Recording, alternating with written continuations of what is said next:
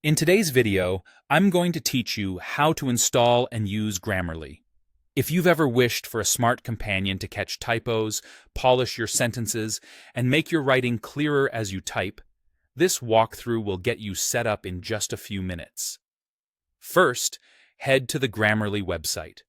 There, you can choose between downloading the desktop app or adding the browser extension. The desktop app is great if you prefer writing in a dedicated space or want to drop in files to review.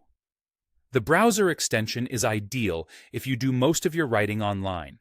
Think emails, web forms, or documents in the cloud. Pick the option that best matches where you write most. Next, install Grammarly on your computer or in your browser. If you're installing the desktop app, run the installer and follow the on-screen prompts. Nothing complicated.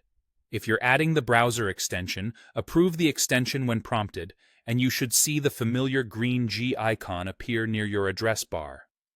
That icon simply means Grammarly is ready to help wherever you type online that it supports.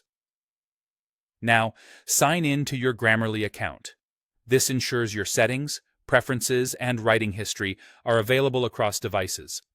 Once you're signed in, Grammarly activates automatically, so there's nothing extra you need to toggle for it to begin working. Open a place where you write. This could be a document, an email draft, or a website text box. Start typing as you normally would. Grammarly will quietly scan your text in real time and highlight potential issues. You'll notice subtle underlines where it sees an opportunity to improve grammar, spelling, punctuation, clarity, or tone. These highlights are suggestions, not commands, so you stay in control of your voice.